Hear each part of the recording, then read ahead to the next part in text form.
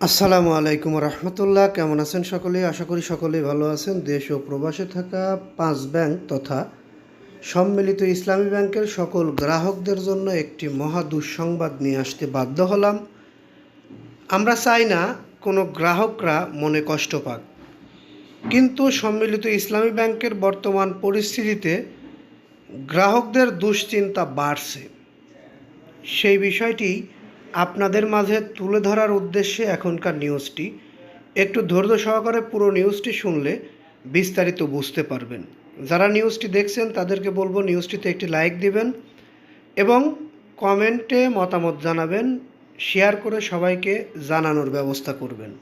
পরবর্তীতে আমাদের থেকে এরকম নিউজ পেতে চ্যানেলটি সাবস্ক্রাইব করবেন। 5 ব্যাংক একীভূত হয়ে গঠিত সম্মিলিত ইসলামী ব্যাংকের গ্রাহকদের স্বস্তির পরিবর্তে দিন দিন বাড়ছে অস্বস্তি।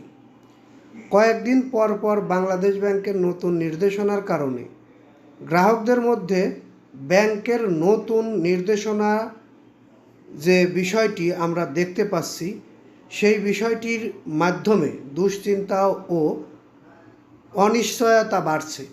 নতুন করে যোগ হয়েছে ব্যাংকের মালিকানার প্রশ্ন। বাংলাদেশ ব্যাংক বলছে, ব্যাংক রেগুলেশন আইন অনুযায়ী কেউ ব্যাংকের হাল ধরতে চাইলে তাকে বিবেচনা করা হবে। সম্মিলিত ইসলামী ব্যাংক একীভূত হওয়ার পরে এই নামটি এসেছে। একীভূত হওয়ার পর থেকেই নানা সংকটে সম্মিলিত ইসলামী ব্যাংক। ব্যাংকগুলোর বিভিন্ন শাখায় গ্রাহকদের উপস্থিতি কমেছে, বেড়েছে উদ্বেগ।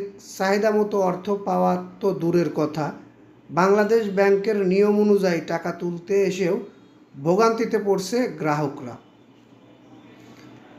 একদিকে টাকা না পাওয়ার অনিশ্চয়তা, অন্যদিকে ব্যাংক রেগুলেশন আইন অনুযায়ী আগের মালিকদের ফিরে আসার সুযোগ গ্রাহকদের মধ্যে দুশ্চিন্তা বাড়াচ্ছে।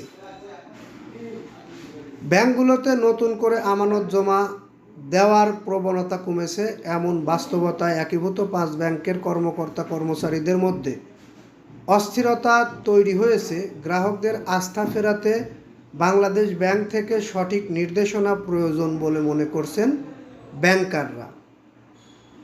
এই নিউজের পরিপ্রেক্ষিতে আমরা বলতে পারি, সম্মিলিত ইসলামী ব্যাংকের গ্রাহকদের বর্তমান অবস্থা খুবই নাজুক, যেটি আসলে আমাদের বলার বাইরে। এটি আসলে আমরা বলতে পারি না।